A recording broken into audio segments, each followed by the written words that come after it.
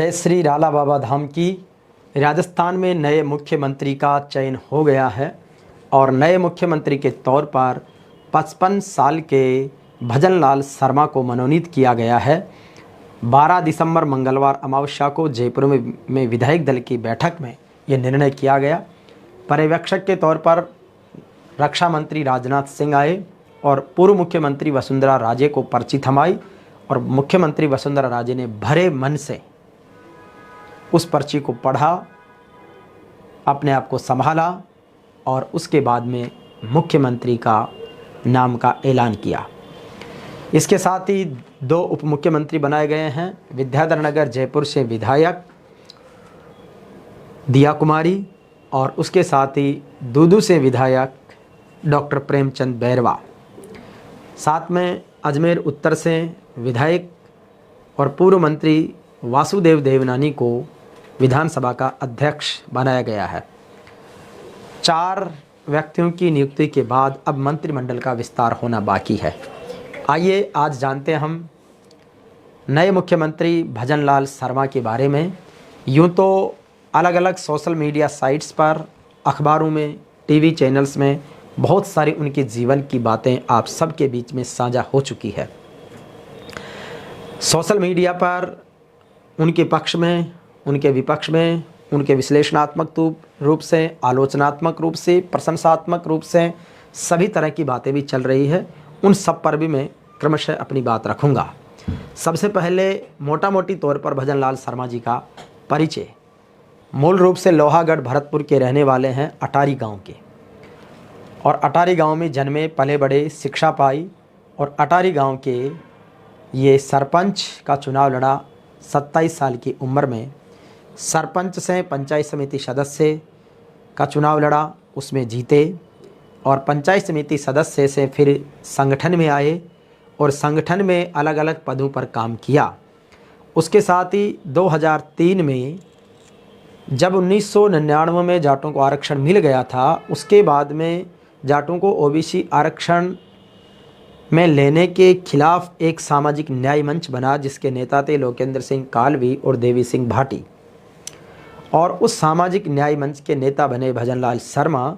और भजनलाल शर्मा 2003 में नदबई, जहाँ से कृष्णेंद्र कौर दीपा के सामने बीजेपी से कृष्णेंद्र कौर दीपा थी और बीजेपी के बागी कहें या सामाजिक न्याय मंच के नेता के तौर पर भजनलाल शर्मा ने 2003 का विधानसभा चुनाव लड़ा, लेकिन उसमें इनके बहुत कम वोट आए और कम वोट आने से भजनलाल शर्मा चुनाव हार गए और चुनाव हारे नहीं बल्कि जमानत भी जब्त हो गई। ये निश्चित रूप से आप कह सकते हैं कि किस तरीके से वो इनके वोट आए थे उस समय 5,969, यानी कि 6% वोट आए थे और किसी भी जमानत बचाने के लिए 16% वोटों का होना जरूरी है।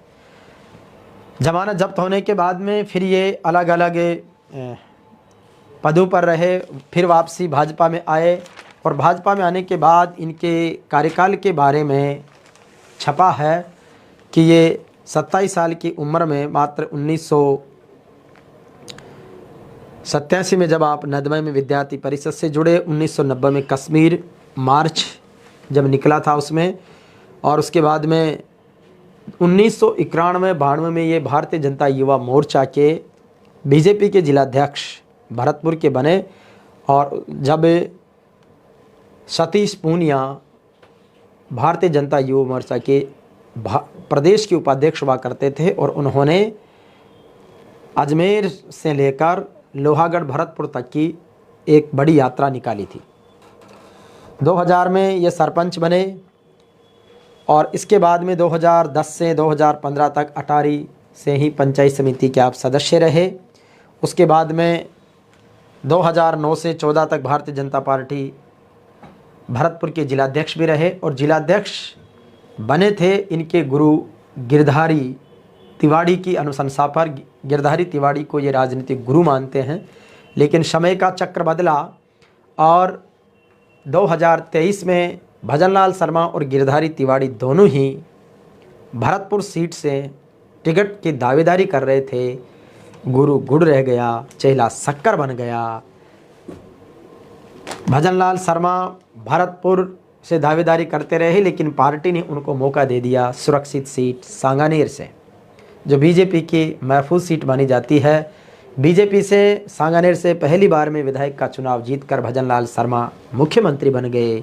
गिरधारी तिवारी ने एमएलए बन सके, न अपने शिष्य की नज़र में आ सके, यानी वो पीछे छूट गए, नेपथ्य में चले गए।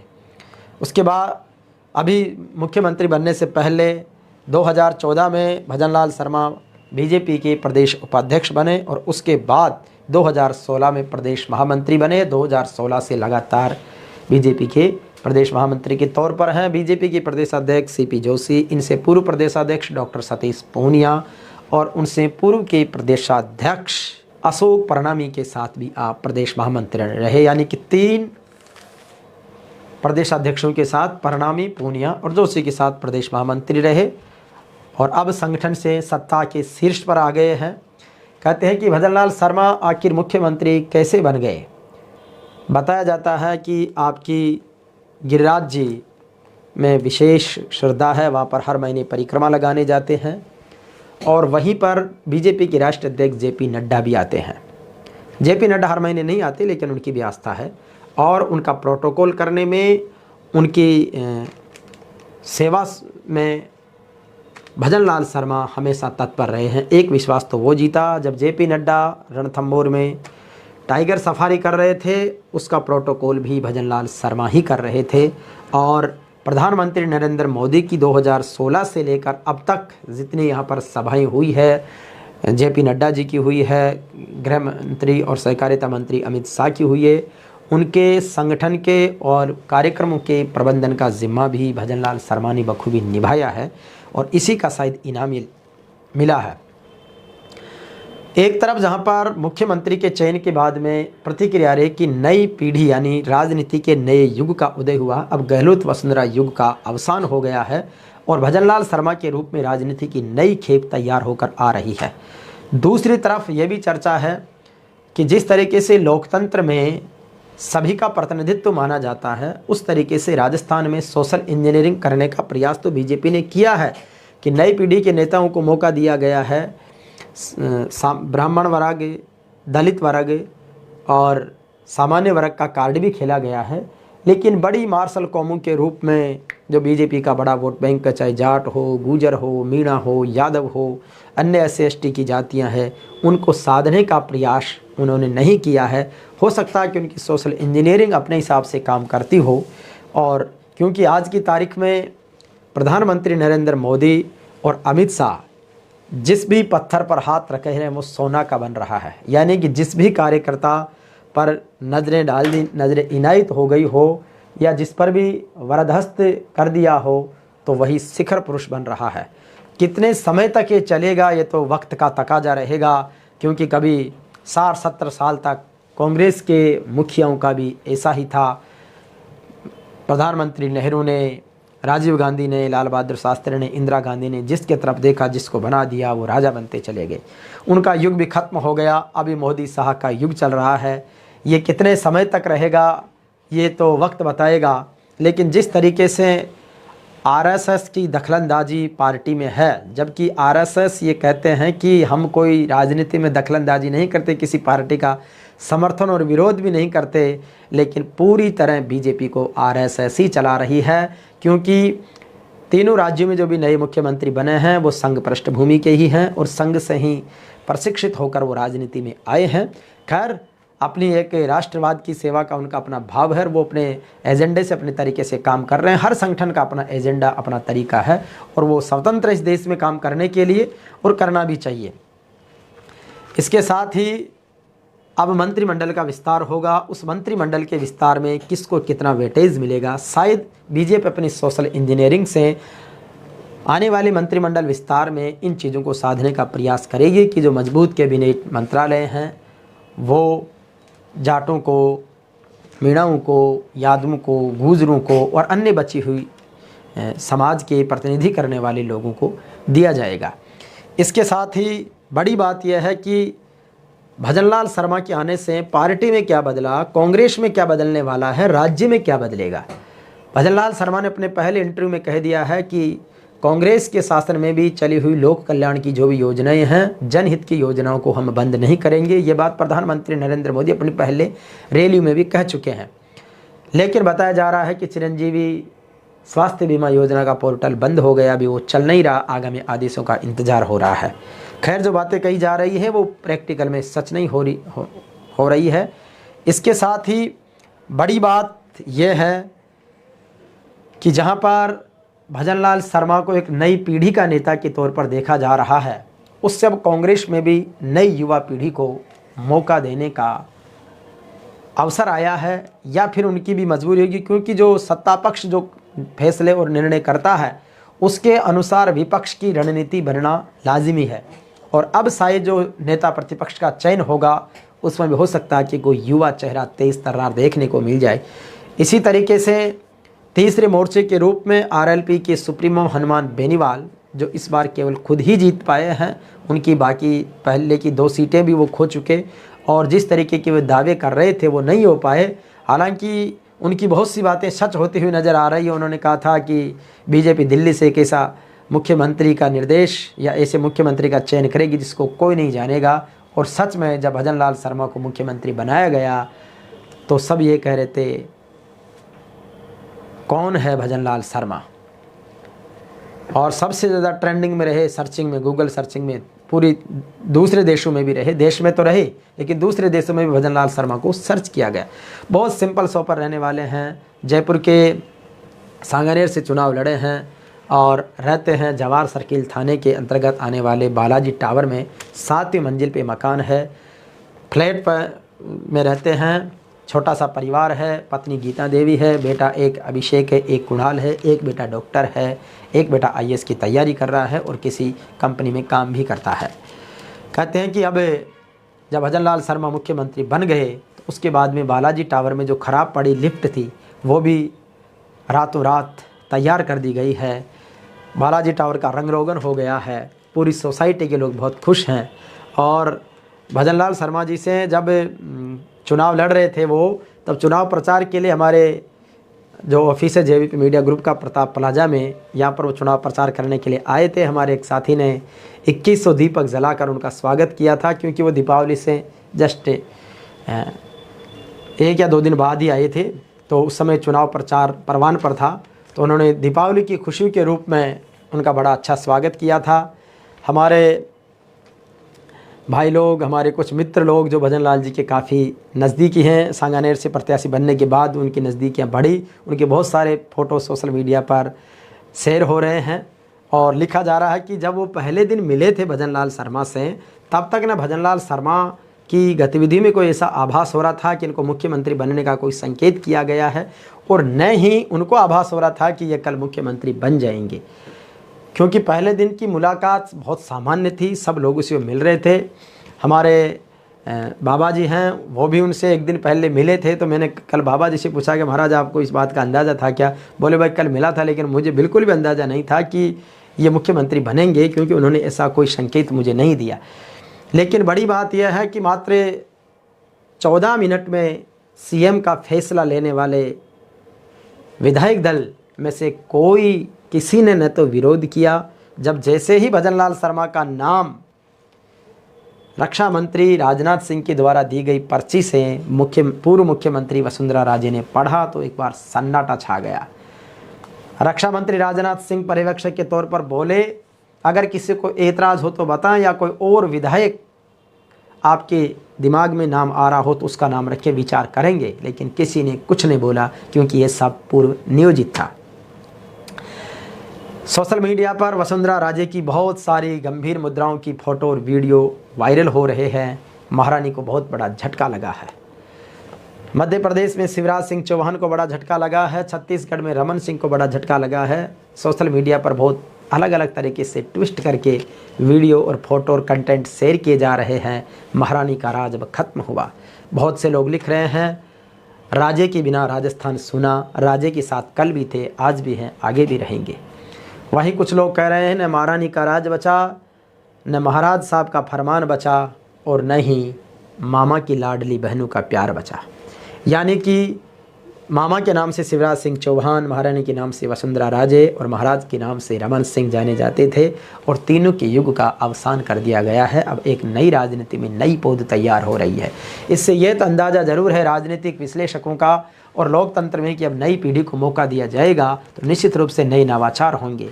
लेकिन एक सवाल ये भी है कि अगर दिल्ली से ही सारे मुख्यमंत्री थोपे जाने थे तो फिर इतना हाई वोल्टेज ड्रामा करने की क्या ज़रूरत थी। जिस दिन रिजल्ट आया उस दिन डिक्लेयर कर देना था, न इतना तामझाम होता। लेकिन मोदी है कि वो सस्पेंस पैदा करते हैं, सनसनी पैदा करते हैं। बहुत सारे राजनीतिक विश्लेषकों टीवी चैनल्स पर लगातार खबरों की सुर्खियों में रहते हैं और फैसला करते हैं चौंकाने वाला, और ऐसा चौंकाने वाला कि सबके गुप्त सूत्र सब फ्री हो जाते हैं। इसके साथ अब बात करेंगे इसके बाद में कि किस तरीके से भजनलाल शर्मा मुख्यमंत्री बने, जिसकी कहानी यह है। और उसके बाद में उप मुख्यमंत्री के रूप में डॉक्टर प्रेमचंद बैरवा जो दूदू से विधायक हैं, बाबूलाल नागर को हराकर आए हैं। दूदू का बड़ा जोरदार का सौभाग्य है कि दूदू एक साल में सबसे ज़्यादा तरक्की करने वाला विधानसभा क्षेत्र और जिला है। दूदू ग्राम पंचायत था एक साल पहले तक। गहलोत सरकार में बाबूलाल नागर के प्रयासों से दूदू ग्राम पंचायत से नगर पालिका बना, नगर पालिका से सीधा ज़िला बना, और ज़िला बनते ही दूदू एकमात्र राजस्थान का सबसे छोटा ज़िला है। और दूदू से चुनकर आने वाले डॉक्टर प्रेमचंद बैरवा दूसरी बार के विधायक हैं। वो 2013 में जीते थे, फिर 2018 में हार गए थे, उसके बाद फिर 2023 में जीते हैं। वहीं धन्ना भगत जी की धरती चोरू के पास में श्रीनिवासपुरा इनका गांव है, वहाँ के रहने वाले हैं। और दूसरी बार विधायक है, जिला परिषद से इन्होंने अपना कार्यकाल शुरू किया था। जैसे उनको उप मुख्यमंत्री बनाया गया वो भी आश्चर्यचकित हो रहे हैं कि परमात्मा ये क्या दे दिया। मोदी की मेहरबानी ऐसी कि एकदम नया चर्चा, नई उपलब्धियां हैं। उनको भी समझ में नहीं आ रहा कि जब ईश्वर देता तो छप्पर फाड़ के देता है। और कुछ दिनों पहले जब उपराष्ट्रपति जगदीप धनखड़ धन्ना जी की जन्मस्थली चोरू में आए थे, उस कार्यक्रम का इवेंट मैनेजमेंट मैंने किया था और उसमें डॉक्टर प्रेमचंद बैरवा आए थे। मुझे अच्छी तरह याद है कि वो आए और पहले तो उनका सिर्फ जो धन्ना भगत जी की कार्यकारिणी है मंदिर कमेटी की, उन्हीं लोगों से मुलाकात थी, उनका तो नाम उसमें भी नहीं था। वो बाद में आए, पब्लिक के बीच भी आए। कार्यक्रम की सफलता के बाद में वो जमकर नाचे, खूब धन्ना भगत जी के जयकारे लगाए, लीलन श्रृंगारे पर नाचे। उसका खूब वीडियो वायरल भी हुआ। और उस दिन अनायास मैंने कहा था कि प्रेम जी आज आपकी लॉटरी लग गई है, आने वाले वक्त में पता नहीं आप कहाँ किस पद पर जाओगे। और वाकई में वो बहुत बड़े पद पर गए हैं, बड़ी सिंपल सिटी से वो रहते हैं और उनके साथ काम करने का कई मंचों का मुझे अनुभव है। बहुत सीधे आदमी हैं। अब देखते हैं कि उप मुख्यमंत्री बनने के बाद वो कितने बदलेंगे, ये तो वक्त बताएगा, लेकिन वो अच्छा काम करने की उम्मीद रखेंगे। तीसरा नाम है दिया कुमारी जो उप मुख्यमंत्री बनी हैं। पहले वो सवाई माधोपुर से 2013 में विधायक बनी थी। उसके बाद में 2019 के लोकसभा चुनाव में राजसमंद से उसको सांसद बनाया गया है और अभी 2023 में सांसदी छोड़ के विद्याधर नगर से विधायक बनी है। सबसे ज़्यादा 70,000 से ज़्यादा वोटों से जीतकर पूरे प्रदेश में सबसे बड़ी जीत का रिकॉर्ड उसके नाम है। दिया कुमारी जयपुर के पूर्व राजघराने की बेटी है। हालांकि इनके विवाह को लेकर बहुत सारी बातें हुई थी, क्योंकि इन्होंने कहते हैं कि अपने काम करने वाले कोई ड्राइवर बताते हैं, कोई लिपिक बताते हैं, कोई स्टाफ बताते हैं, कोई मैनेजर बताते हैं, जो भी है। लेकिन नरेंद्र सिंह के साथ इन्होंने शादी की थी, जिसको लेकर काफ़ी चर्चाएं, काफ़ी विवाद हुआ था। और अभी पिछले दिनों उनका तलाक भी हो गया है और अब वो अपने वैवाहिक संबंध से फ्री है और पूरी तरह राजनीति में सक्रिय है। उम्मीद की जा रही थी कि दिया कुमारी को शायद मुख्यमंत्री बनाया जाएगा। बहुत नाम भी चला मीडिया में, लेकिन आखिर में फैसला चौंकाने वाला रहा और उनको उप मुख्यमंत्री के तौर पर देखा गया है और अब उप मुख्यमंत्री के रूप में काम करेगी। चौथा नाम है वासुदेव देवनानी का, जिनको विधानसभा अध्यक्ष बनाया गया है और वो 2003 से लगातार विधायक बनते आ रहे हैं। सिर्फ एक बार वो हारे और एक बार अजमेर दक्षिण से बने और उसके बाद लगातार अजमेर उत्तर से बन रहे हैं। इस बार चौथी बार वासुदेव देवनानी विधायक हैं। पहले मंत्री रह चुके हैं 2 बार वसुंधरा सरकार में, शिक्षा राज्य मंत्री भी रहे हैं और अब उनको विधानसभा अध्यक्ष की जिम्मेदारी है। कॉलेज में पहले प्रोफेसर रहे हैं, पहले बच्चों को पढ़ाते थे, अब विधायकों को राजनीति का पाठ पढ़ाएंगे, उनको ये जिम्मेदारी दी गई है। अब बाकी जो मार्शल कौम है जिनका नंबर अब कैबिनेट में आना है, उसके लिए सुगबगाहट शुरू हो गई है। और इसके साथ ही अलग अलग तरह की चीज़ें सोशल मीडिया में ट्रेंड कर रही है, कहीं आलोचनाएं हैं, कहीं प्रशंसा है, कहीं समीक्षा है। लेकिन निश्चित रूप से अब ये उम्मीद की जानी चाहिए कि जो नए मुख्यमंत्री बने हैं, सांगानेर के विधायक, लोहागढ़ के सपूत भजनलाल शर्मा, उनके ऊपर एक बहुत बड़ी जिम्मेदारी है। अभी तक उनको कोई प्रशासनिक कार्यों का अनुभव नहीं है, केवल संगठन का अनुभव है। लेकिन साहब, जब किसी को कुर्सी मिलती है तो सब सिखाने वाले आ जाते हैं, ब्यूरोक्रेट से लेके अनुभवी प्रशासनिक अधिकारी तक सब उनको सिखा देते हैं। नए सलाहकार आ जाते हैं, अनुभवी सलाहकार मिल जाते हैं। तो प्रशासन की एक तासीर है कि जिस सीट पर जो बैठता, क्योंकि सीट को सलाम है, जिस सीट पर जो बैठता है उसको सिखाने वाले, बताने वाले, सलाहकार, अफसर सब तैयार हैं। जैसे ही भजनलाल शर्मा के मुख्यमंत्री का ऐलान हुआ तो उनके घर को बहुत कम लोग जानते थे, लेकिन सर्च करके जवाहर सर्किल के पास बालाजी टावर को ढूंढ लिया गया, उसको पुलिस छावनी बना दिया, पुलिस सिक्योरिटी मिली, चारों तरफ गिरिराज धनी के जयकारे, क्योंकि गिरिराज जी को ज़्यादा मानने वाले हैं। तो कई सारी चीज़ें हुई। इससे पहले कैलाश चौधरी का नाम चला, सुरक्षा हुई, CISF की ब्रीफिंग हुई, विशेष विमान की बातें हुई, लेकिन सब केवल बातें बन के रह गई। ताज मिला भजनलाल के नाम। और अब आगे क्या होगा महारानी वसुंधरा राजे का अगला कदम? जानकार बता रहे हैं कि शायद वसुंधरा राजे इस जहर के घूंट को पी जाएगी या फिर वो बगावत करेगी, ये तो भविष्य की गर्भ में छिपा है। लेकिन मोटा मोटी तौर पर जब उनके नाम से उनके हाथ में पर्ची देकर अनाउंस करवा लिया गया है, तो मुझे लगता है कि विद्रोह की ज्वालाएं धीरे धीरे शांत होती हुई नज़र आ रही है। उधर मध्य प्रदेश में डॉक्टर मोहन यादव को बनाने के बाद एक मंदिर में दर्शन करते समय मामा शिवराज सिंह चौहान का फूट फूट कर रोने का वीडियो वायरल हुआ है। तो रमन सिंह भी अपना दर्द कह नहीं पा रहे हैं। राजनीति में सब कुछ सहन करना पड़ता है, जब मिलता है तो छप्पर फाड़ के भी मिलता है।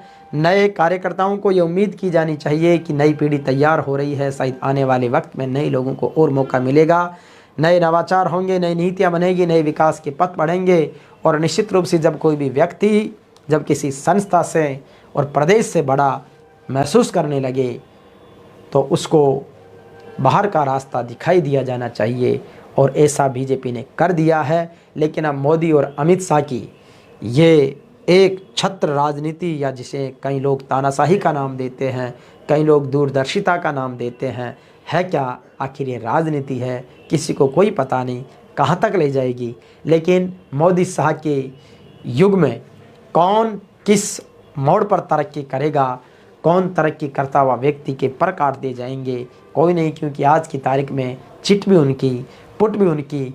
इसलिए उन्हीं के कहने में, उन्हीं की हमें हाँ मिलाने वालों की ज़रूर बनती हुई नज़र आ रही है। लेकिन जिसने भी विद्रोह का रूप लिया तो उसको साइड कर दिया गया। लेकिन लोकतंत्र में लंबे समय तक जनाधार वाले नेताओं को दबाया नहीं जा सकता, और लोकतंत्र का एक तकाजा है कि ज़मीन से जुड़े नेता, जनाधार वाले नेताओं को महत्वपूर्ण जिम्मेदारियां दी जानी चाहिए, जो अभी सवालों के घेरे में है। उम्मीद है कि बीजेपी का शीर्ष नेतृत्व या सभी राजनीतिक दलों के मुखिया इस बात पर विचार करेंगे कि भले नए लोगों को मौका दो, लेकिन निश्चित रूप से अनुभव को भी तरजीह दी जानी चाहिए। और जिस तरीके से वरिष्ठ जनों का सम्मान और स्वाभिमान के साथ व्यवहार किया जाए, उस बात का भी ध्यान रखा जाएगा। अब आगे राजस्थान में नए मंत्रिमंडल के विस्तार के बाद देखेंगे कि किस तरीके से नए मंत्रिमंडल में कौन नए चेहरे आते हैं, किसकी समीकरण बैठती है, क्या सोशल इंजीनियरिंग रहेगी और आगे किस तरीके से होगा। लेकिन निश्चित रूप से यह है कि जिस तरीके से जातियों की बात हो रही है, हर जाति, आज विप्र सेना का मैंने ऐड देखा था, उसमें लिखा है कि विप्र सम्मेलन करने से या ब्राह्मण महापंचायत करने से प्रदेश अध्यक्ष सीपी जोशी बन गए या मुख्यमंत्री भजनलाल शर्मा बन गए। लेकिन मोदी और अमित शाह न इन सम्मेलनों की परवाह करते हैं, न महापंचायतों की परवाह करते हैं, बस उनकी केमिस्ट्री में जो फिट बैठता है उसको वो बना देते हैं। इसलिए किसी भी सामाजिक संगठन को अनावश्यक अहम या वहम नहीं पालना चाहिए। उनकी गणित अलग टाइप की है, संगठनों की गणित अलग टाइप की है। लेकिन हाँ, सभी जाति और समाज और धर्म से बढ़कर लोकतंत्र में धर्मनिरपेक्षता है और संविधान के कानून के तहत सबका भला, सबका कल्याण, सबका विकास, सबकी बातें कही जाती है कि जिसमें सेवा, सुशासन, सुरक्षा और विकास की बातें हो। और इन्हीं अपेक्षाओं पर खरा उतरेंगे हमारे नए मुख्यमंत्री, नया मंत्रिमंडल, नई सरकार और उसके साथ हमारी ब्यूरोक्रेसी भी लगातार उनका सहयोग करते हुए राजस्थान को एक अच्छे, शिक्षित, विकसित और सुदृढ़, समृद्धशाली राजस्थान के रूप में आगे बढ़ाएंगे। राम राम साहब, जय श्री राला बाबा धाम की।